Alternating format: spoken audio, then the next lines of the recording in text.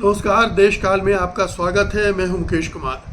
दोस्तों, भारतीय जनता पार्टी के नेताओं ने कभी सोचा नहीं होगा कि जिस नेता को वो पप्पू बना रहे हैं, पप्पू के रूप में स्टेब्लिश कर रहे हैं, पप्पू के रूप में उनको उनकी मजाक बना रहे हैं और बदनाम कर रहे हैं, वो एक दिन उनके लिए इतना बड़ा सरदर्द बन जाएगा, इतनी इतनी उससे मुकाबला करना पड़ जाएगा कि दांतों तले पसीना छूटने लगेगा।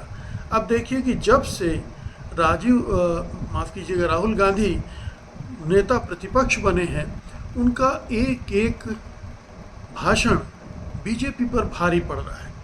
वो ढूंढ ढूंढ कर ऐसे मिथक ला रहे हैं, ऐसे प्रसंग ला रहे हैं जिससे भारतीय जनता पार्टी की स्थिति मजाकिया होती जा रही है।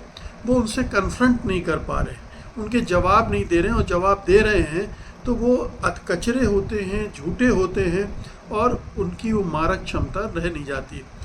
ताज़ा उदाहरण लोकसभा का है, जहां पर पूर्व मंत्री अनुराग ठाकुर ने राहुल गांधी पर कमेंट कर दिया कि जिनको अपनी जाति का पता नहीं है, वो जाति सर्वेक्षण की बात कर रहे हैं, जाति जनगणना की बात कर रहे हैं। अब ये सीधे तौर पर गाली थी, और ये राहुल गांधी ने कहा कि अनुराग ठाकुर ने मुझे गाली दी, लेकिन मैं उनसे ये नहीं कहूँगा कि वो माफ़ी मांगे, क्योंकि ये तो दलितों को हमेशा ही गाली देते रहे हैं। उन्होंने उसको थोड़ा सा स्पिन दे दिया, और यहाँ सत्तारूढ़ दल फंस गया, क्योंकि लगातार वो दलितों के मामले में, पिछड़ों के मामले में, अल्पसंख्यकों के मामले में अब बहुत डिफेंसिव हो गया है, जब से अपोजिशन ऑफेंसिव हुआ है। राहुल गांधी खासतौर पर जितने ऑफेंसिव हैं, बात बात पर टिप्पणी करते हैं और सीधे हमले करते हैं। वो हमले में प्रधानमंत्री को नहीं छोड़ते हैं, वो हमले में लोकसभा अध्यक्ष को नहीं छोड़ते हैं, वो हमले में अमित शाह को नहीं छोड़ते हैं, जो प्रमुख मंत्री हैं, वित्त मंत्री। बजट पर चर्चा के दौरान ये सब हो रहा था, वित्त मंत्री को उन्होंने टारगेट किया, अग्निवीर को लेकर राजनाथ सिंह को भी टारगेट किया, और अडानी अंबानी को तो वो टारगेट कर ही रहे हैं। हालांकि उनके नाम लेने पर जब आपत्ति हुई तो उन्होंने उनका नाम लेना तो बंद कर दिया, लेकिन दो उद्योगपतियों का नाम लेकर वो बार बार कमेंट कर रहे हैं, और इन कमेंट्स का किसी के पास कोई जवाब नहीं है। लोकसभा अध्यक्ष के पास भी जवाब नहीं है, क्योंकि जो लीडर ऑफ अपोजिशन होता है लोकसभा में, उसको बहुत सारी सुविधाएं, आज़ादी मिलती है बोलने की, कानून के दायरे में ही, जो भी व्यवस्था है उसके दायरे में भी, लेकिन कई बार उस दायरे को तोड़ते हुए भी विपक्षी नेता अपना काम करते हैं, और उन्हें लोकसभा का अध्यक्ष रोक नहीं पाता है। तो राहुल गांधी को जो पोजीशन मिल गई है, जो 10 साल तक कांग्रेस के किसी नेता के पास नहीं दी थी सत्तारूढ़ दल ने, अब चूंकि उनके पास आ गई है, और उनके पास ताकत 234 सांसदों की भी है, उनकी पार्टी खुद मजबूत होकर उभरी है, तो बार बार अटैक कर रही है। और ये राहुल गांधी का अटैक बीजेपी के लिए बहुत भारी पड़ रहा है। पूरा सदन, ये सत्र, पिछला सत्र भी उनका जो पहला भाषण हुआ था वो बहुत मारक था, और उसने हलचल मचा दी थी, प्रधानमंत्री को विचलित कर दिया था, और जवाब में उन्होंने जाने क्या क्या कह दिया था, जिसको लेकर फिर से उन पर हमले हुए, और अब इस बार फिर से वही हो रहा है। और न केवल राहुल गांधी बल्कि अखिलेश यादव भी साथ में उसी तरह से फ्रंट फुट पर बल्लेबाजी कर रहे हैं, हर बाल पे छक्के मार रहे हैं। अनुराग ठाकुर का भी उन्होंने अच्छा मजाक आज बना दिया।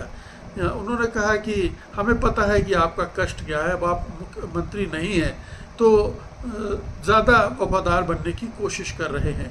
तो अखिलेश यादव और राहुल गांधी, ये दोनों बहुत आक्रामक है। और भी नेता हैं विपक्ष में, और भी इस तरह के नेता हैं, चाहे महुआ मोइत्रा ले लें, आप मनीष तिवारी ले लें, और भी नेता लगातार हमले कर रहे हैं, लेकिन राहुल गांधी ने इस मामले में लीड ले ली है।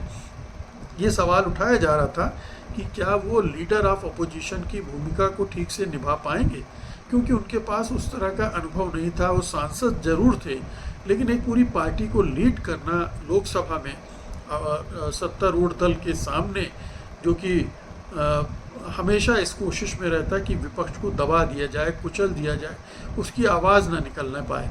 लेकिन पहले क्षण से ही जिस तरह की मुद्रा अख्तियार की है राहुल गांधी ने, उसने सरकार के पैर उखड़ गए हैं। कहना चाहिए साफ तौर पर कि सरकार के पैर उखड़ गए हैं लड़ाई के मैदान से, और अब उसको सूझ नहीं रहा है। हेडलाइन अब हर दिन बन रही है तो विपक्ष की बन रही है। राहुल गांधी बनाते हैं, अखिलेश यादव बनाते हैं, संजय सिंह बनाते हैं, महुआ मोइत्रा बनाती हैं, आपके मनोज यादव बनाते हैं, मनोज झा बनाते हैं। इस तरह की जो तमाम नेता हैं वो बना रहे हैं, और उनमें बहुत सारे दलित नेता भी हैं। ए राजा ने जिस तरह से भाषण दिया वो अपने आप में अद्भुत था, या आप चंद्रशेखर आज़ाद को ले लीजिए, उन्होंने जिस तरह से बोला, दानिश अली ने जिस तरह से बोला, तो एक पूरा माहौल विपक्ष ने बना दिया है। और सत्तारूढ़ दल अब डिफेंसिव है। उसके समझ में नहीं आ रहा है कि राहुल गांधी को कैसे हैंडल करें, कहाँ पर घेरें, कहाँ पर ऐसी स्थिति निर्मित कर दें कि राहुल गांधी डिफेंसिव हो जाएं, और ये जो उन्होंने आक्रामक रुख अख्तियार कर रखा है इसको किसी तरह से संकुचित करें, लगाम में लगाएं। लेकिन ये हो नहीं रहा है, क्योंकि मुद्दे सारे बीजेपी के खिलाफ हैं। जनमत एक तरह से अब बीजेपी के खिलाफ बन चुका है, और वो लगातार बढ़ता जा रहा है। कई राज्यों के चुनाव आ रहे हैं, उसको भी ध्यान में रखना है। और जिस तरह का नैरेटिव चल रहा है देश में, पिछड़े, दलित, अल्पसंख्यक, आदिवासी, इन सब का, उनसे भी उसकी स्थिति लगातार विपक्षी मजबूत हो रही है और वो डिफेंसिव है। तो ये बड़ा मज़ेदार हो रहा है। अब संसद में जो कुछ हो रहा है, लग रहा है कि संसद जैसी जगह है, चाहे वो राज्यसभा हो चाहे लोकसभा हो, दोनों हाउस में विपक्ष पूरे तेवर के साथ मौजूद है। एहसास करा रहा है सत्तारूढ़ दल को कि अब विपक्ष है, और विपक्ष को आप कुचल नहीं सकते, दबा नहीं सकते हैं, और उसकी सुननी पड़ेगी आवाज़।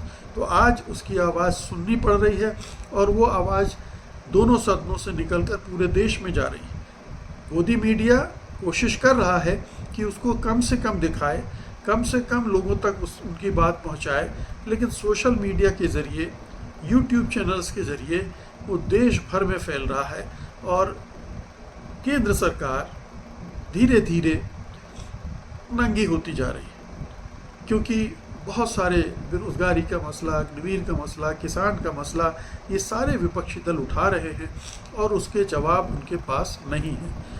ये जो लड़ाई है ये आगे कैसे बढ़ती है, ये बहुत दिलचस्प होगा, क्योंकि अब विपक्ष पीछे हटने वाला नहीं है, और सत्तारूढ़ दल के पास आगे बढ़ने के रास्ते बंद हो गए। बहुत बहुत शुक्रिया आपका, धन्यवाद, नमस्कार।